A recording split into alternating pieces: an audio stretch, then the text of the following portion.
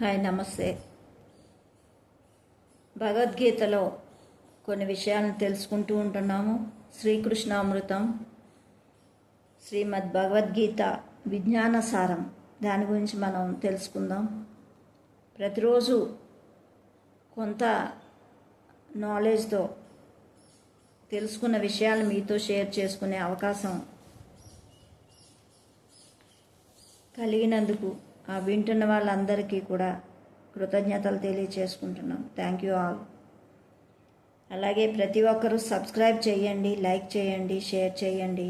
ఇంత అద్భుతమైన జ్ఞానాన్ని మీరు అందరికీ అందించడం ద్వారా ఆ పుణ్యం కూడా మీకు రావడం వస్తుంది. కాబట్టి ఆ జ్ఞానం కూడా మీకు వస్తుంది. కాబట్టి ప్రతి ఒక్కరు వినండి, ఆచరించండి, అందరికీ షేర్ చేయండి. తెలుసుకున్న దాన్ని సబ్స్క్రైబ్ చేయడం ద్వారా ప్రతిరోజు పెట్టే వీడియోలన్నీ మీకు వస్తూ ఉంటాయి. అయితే ప్రకృతి యొక్క గుణాల వల్ల మోహితుడైన వారు గుణాలలోనూ కర్మల్లోని ఆసక్తులు అవుతారు. అటువంటి అల్పజ్ఞులు ఆత్మజ్ఞానులైన వారు చలింప చేయకూడదు. ప్రకృతి యొక్క గుణాల వల్ల మోహితుడైన వారు గుణాలలోనూ కర్మలలోనూ ఆసక్తులు అవుతారు. అంటే మనం రకరకాల విషయాలను చూడటం ద్వారా, వినడం ద్వారా అన్నిటి పట్ల మోహితులు అవుతూ ఉంటాము. ఎన్నో రకాల మోహాలు ఈ భూమి మీద ఉంటూ ఉంటాయి. అన్నిటికీ మనం మోహితులు అవుతూ ఉంటే ఏమవుతామంటే గుణాల్లో కానీ కర్మల్లో కానీ ఆసక్తులు అవుతారు.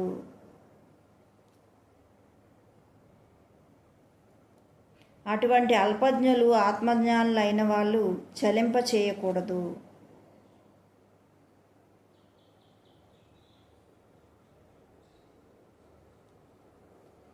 అలాంటి అల్పత్వంతో ఉన్నవారిని ఆత్మజ్ఞానులు వాళ్ళని చలింప చేయకూడదు అని చెప్తున్నారు. చలింప చేయకూడదు అని చెప్తున్నారు. అల్పజ్ఞులు వేరే, ఆత్మజ్ఞానులు వేరే. ఆత్మజ్ఞానులు అల్పజ్ఞులు కాలేరు, అల్పజ్ఞులు ఆత్మజ్ఞానులు కాలేరు. తమోగుణం కార్యకలాపాలు వేరే, రజోగుణం కార్యకలాపాలు వేరే, సత్వగుణ కార్యకలాపాలు వేరే, నిర్గుణ కార్యకలాపాలు వేరే. అంటే ఎవరి గుణానికి బద్దులు వాళ్ళు అయ్యి ఉంటారు. వేరువేరు కార్యకలాపాలు వేరువేరుగా ఉంటాయి. ఎవరి గుణం ప్రకారం వాళ్ళు ప్రవర్తిస్తూ ఉంటారు. తమో గుణంతో ఉన్న వాళ్ళు కార్యకలాపాలు వేరేగా ఉంటాయి. రజోగుణంతో ఉన్న వాళ్ళ కార్యక్రమాలు వేరేగా ఉంటాయి. సత్వగుణంతో ఉన్నవారి వేరేగా ఉంటాయి. నిర్గుణంతో ఉన్నవారి వేరేగా ఉంటాయి. కనుక ఎవరి గుణాలకు సంబంధించిన కార్యకలాపాలు వారితో చెయ్యనివ్వాలి. అంతేగాని నీ గుణం నాది తీసుకో, వాళ్ళది చెప్పినా సరే వాళ్ళ గుణానికి బద్దులై ఉంటారు. మనం చెప్పినా వాళ్ళకి అర్థం కాదు. ఇతరుల కార్యకలాపాలకు ఎప్పుడూ అడ్డుపడరాదు. ఎవరు ఏది చేస్తున్నా, ఎవరు ఏది చేయదలుచుకున్నా యథా ఇచ్చా తదా కురు అనాలి. అంటే నీ ఇష్టం వచ్చినట్టు చెయ్యి అని. అయితే అడిగినప్పుడు మాత్రం ఇలా చేస్తే ఇలా అవుతుంది, అలా చేస్తే అలా అవుతుందని ఖచ్చితంగా చెప్పాలి. అడగందే అమ్మాయినా పెట్టదు కదా. అంటే ఇతరుల కార్యకలాపాలకి ఎప్పుడూ కూడా అడ్డు పెట్టకూడదు అంట. అంటే వాళ్ళ ఇష్టం వచ్చినట్టే వాళ్ళని ఉండమంటారు. ఎవరు ఏది చేస్తున్నా, ఎవరు ఏది చేయదలుచుకున్నా యథా ఇచ్చా తదా కురువు అనాలి. అంటే వాళ్ళ ఇష్టం వచ్చిన ప్రకారమే వాళ్ళని చెయ్యనివ్వాలి. అంతేగాని మనకు నచ్చినట్టు వాళ్ళని చేయమనడం అధికారం మనకు లేదు. నీ ఇష్టం వచ్చినట్టు నువ్వు చెయ్యి అని చెప్పాలి. వాళ్ళు మాత్రం అడిగినప్పుడు మాత్రం ఇలా చేస్తే అలా అవుతుంది అని చెప్పాలి. అలా చేస్తే ఇలా అవుతుంది అని ఖచ్చితంగా చెప్పాలి. అడగందే అమ్మాయినా పెట్టదు. కాబట్టి అడగందే ఎవరికి సలహాలు ఇవ్వకూడదు. వారిని మనకు నచ్చినట్టుగా ఉండమని కూడా చెప్పకూడదు. కానీ ఈ విధంగా చేస్తే ఈ విధంగా అవుతుంది, ఈ విధంగా చేస్తే ఈ విధంగా అవుతుందని మాత్రం చెప్పాలి. అందుకే భగవద్గీతలో కృష్ణుడు ఏం చేశాడు, అన్నీ చెప్పి యథా ఇచ్చా తదా కురు అన్నారు. అంటే నీకు ఇష్టం వచ్చినట్టు చెయ్యి అని, నీ ఇష్టం ఎలా ఉంటుందో అలా చెయ్యి అని చెప్తారు.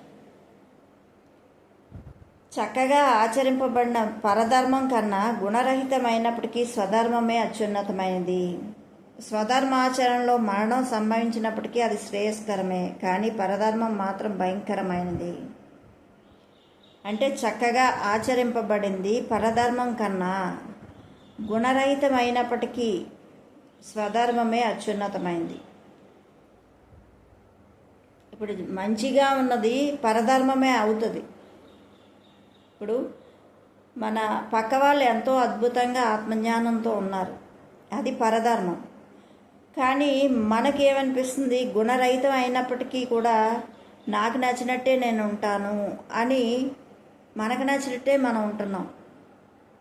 కానీ వాళ్ళు ఉత్తమంగా ఉన్నారు, మనం అంత ఉత్తమంగా లేము. లేకపోయినా ఇదే బెటరు అంటున్నారు. అంటే ఎవరి ధర్మం ప్రకారం వాళ్ళు ఉండాలి. పులిని చూసుకొని నక్క వాతలు పెట్టుకునే రకంగా కాకుండా స్వధర్మమే మేలు. నీ ధర్మం ఏదైతే ఉంటుందో అది గుణరహితమైనప్పటికీ అదే అత్యున్నతమైనది అని చెప్తారు. అంటే స్వధర్మాచరణలో మరణం సంభవించినప్పటికీ కూడా అదే శ్రేయస్కరము అని చెప్తున్నారు. పరధర్మం మాత్రం భయంకరమైంది. అంటే అవతల వాళ్ళు చెప్పారు కదా అని అది ఆచరిస్తే వీళ్ళ అసలు పోతుంది. అంటే వాళ్ళ నైజం పోతుంది, వాళ్ళ వ్యక్తిత్వం పోతూ ఉంటుంది.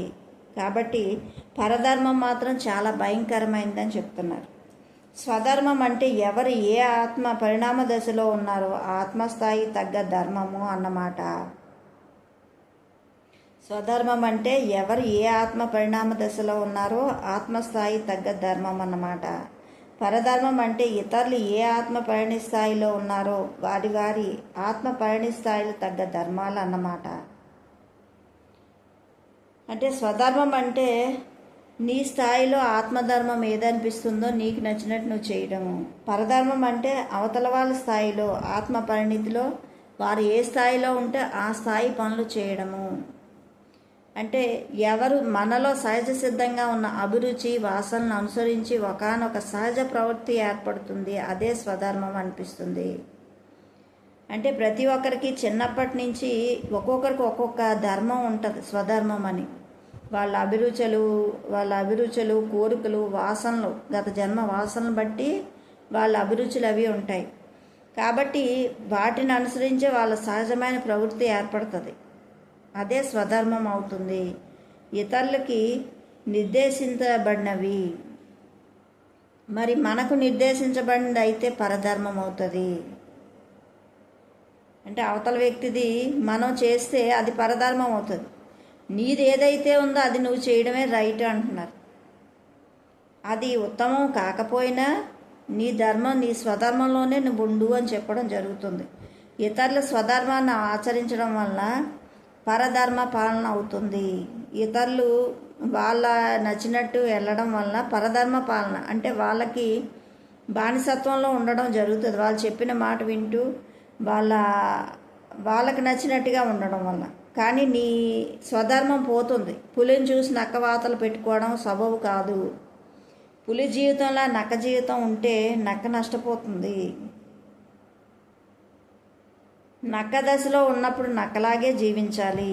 అంటే స్వధర్మానికి వ్యతిరేకంగా ఓ నక్క జీవించడానికి ప్రయత్నిస్తే ఎన్నో నక్క జన్మలు తప్పవు. స్వధర్మానికి అనుగుణంగానే ఓ నక్క జీవిస్తే ఒక్క నక్క జన్మలోనే సరిపోతుంది. అంటే నీ స్వధర్మానికి తగినట్టుగానే నువ్వు జీవించాలి, పరధర్మంలో ఎప్పుడు జీవించకూడదు, అది అధర్మం అయినా అని చెప్పడం జరుగుతుంది. ఎవరికి వారి స్వధర్మమే శ్రేయస్కరమైంది. పరధర్మాన్ని ఆచరించడానికి ప్రయత్నిస్తే పులిని చూసి నక్క వాతలు పెట్టుకున్నట్టే అవుతుంది. కాబట్టి మనం స్వధర్మాల్లోనే ఉండాలి, పరధర్మంలో ఉండకూడదు అని చెప్తున్నారు. ఒక యజమాని ఇంట్లో దొంగ ప్రవేశించడం చూసిన కుక్క ఊరుకోవడంతో గాడిద కుక్క పని తాను చేయబోతి వాంట పెట్టి యజమానికి చావు దెబ్బలు తిన్నది. ఒక కథ ఉంటుంది. యజమాని ఇంట్లో ఒక కుక్క గాడిద ఉంటుంది. ఉంటే ఒక యజమాని ఇంట్లో దొంగ ప్రవేశించడం చూసినా సరే కుక్క ఊరుకుంది. కానీ గాడిద ఏం చేసింది? కుక్క అరాల్సిన పని గాడిద అరిచింది. అరిస్తే వానర పెట్టేసరికి యజమాని ఏం చేశాడు? చావు దెబ్బలు కొట్టాడు దాన్ని. నువ్వెందుకు అరుస్తున్నావని. అంటే ఎవరి పని వాళ్ళు చెయ్యాలి అన్నది ఇక్కడ చెప్పడం జరిగింది. మన స్థాయి ఎదిగినప్పుడు పరధర్మమే మన స్వధర్మం కాగలదు. మనం ఎదుగుతూ చూసి వాళ్ళని నేర్చుకోవాలి తప్పించి అవతల వాళ్ళ దానిలో ఒకసారి వెళ్ళిపోకూడదు. అప్పుడు అది బాగోదు, అది కరెక్ట్గా ఉండదు. నిన్ను నువ్వు ఉద్ధరించుకుంటూ, నిన్ను నువ్వు శ్వాస మీద ధ్యాస పెట్టుకుంటూ నీ పరధర్మాన్ని మెల్లమెల్లగా, నీ స్వధర్మాన్ని మెల్లమెల్లగా మార్చుకుంటూ వెళ్ళడమే ఉత్తమమైంది అని చెప్తున్నారు. అంటే మన స్థాయి ఎదిగినప్పుడు ఆ పరధర్మమే మన స్వధర్మం కాగలదు. మన స్థాయి ఎదుగుతున్నప్పుడు ఆ పరధర్మమే మన స్వధర్మం అవుతుంది. కానీ ముందే దానికోసం ప్రాకులాడడం, రెక్కలు రాకుండానే ఎదగడానికి ప్రయత్నించడం వంటిది. కింద పడి కష్టాలు కొని తెచ్చుకుంటాం. రెక్కలు రాకుండానే ఒక పక్షి ప్రయత్నించిందనుకో పడిపోయి నష్టపోతుంది. అంటే రెక్కలు వచ్చి ఎగరడం, ప్రాక్టీస్ చేయడం అవసరమే. కానీ ఆ ప్రాక్టీస్ బాగా అయ్యాకే ఎగరాలి. అంతేగాని ప్రాక్టీస్ మధ్యలో ఎగిరితే కింద పడిపోతారు, కష్టాలు కొని తెచ్చుకుంటారు. గురువు చెప్పినట్టు చెయ్యొద్దు, గురువు చెప్పినట్టు చెయ్యాలి. విషయాన్ని తెలుసుకోవడం జ్ఞానం, దాన్ని సరిగ్గా ఆచరించడం ధర్మం. గురువు చేసినట్లు చెయ్యొద్దు, గురువు చెప్పినట్టు చెయ్యాలి. గురువు చేసినట్టుగా చెయ్యొద్దు, గురువు చెప్పినట్టుగా చెయ్యాలి. విషయాన్ని తెలుసుకోవడం జ్ఞానము, దాన్ని సరిగ్గా ఆచరించడమే ధర్మము. ఇప్పుడు ఒక టీచరు స్కూల్లో చదువు చెప్తూ ఉంటాడు. చదువు చెప్తూ ఉంటే అక్కడ ఏమవుతుంది?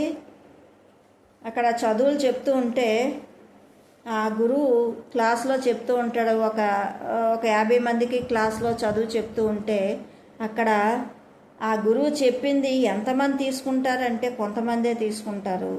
ఆ జ్ఞానంతో ఎవరికి నచ్చిన పనులు వాళ్ళు చేస్తూ ఉంటారు. అలాగే ఇక్కడ గురువు చెప్పినట్లు చేయాలి కానీ గురువు చేసినట్లుగా చేయకూడదు అంటున్నారు. గురువు చెప్పిన జ్ఞానాన్ని విని నీ స్వధర్మంలో ఏదైతే ఉందో దాని ప్రకారం చెయ్యాలి, అదే కరెక్ట్ అని చెప్తున్నారు.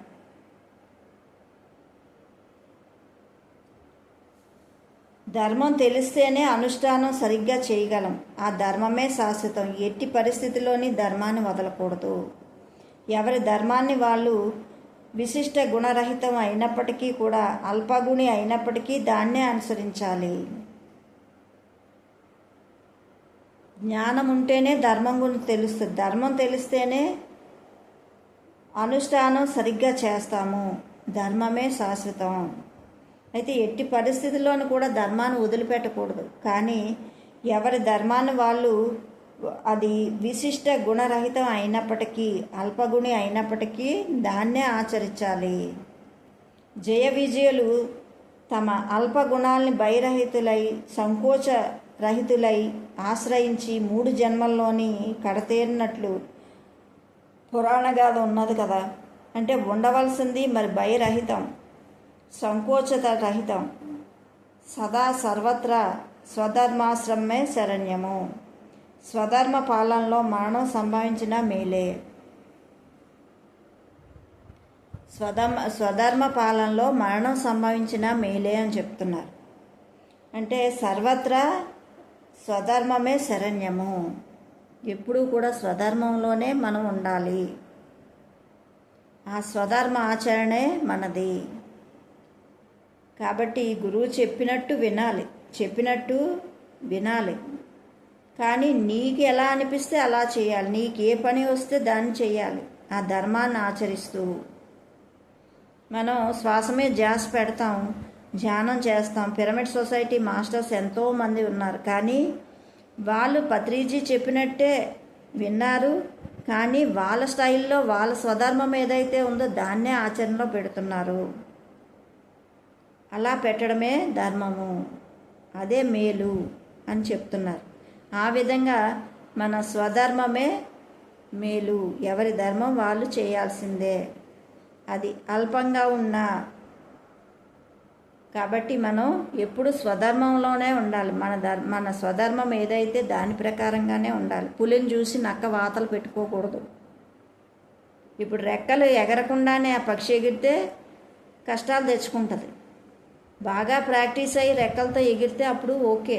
తను కష్టపడి నేర్చుకొని ఎగరడం నేర్చుకుంటే అప్పుడు ఓకే. కానీ రెక్కలు రాకముందు ఆ పక్షి ఎగురుతుంది కదా నేనే ఎగురుతానంటే అక్కడ కష్టాలు కొని తెచ్చుకుంటారు. ఎప్పుడైనా ఆత్మజ్ఞానం వచ్చిన తర్వాతే మనం ఏ పనులైనా చేయాలి.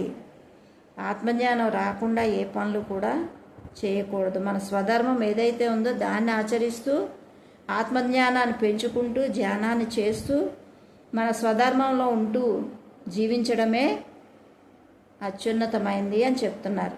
Okay, thank you masters, thank you very much.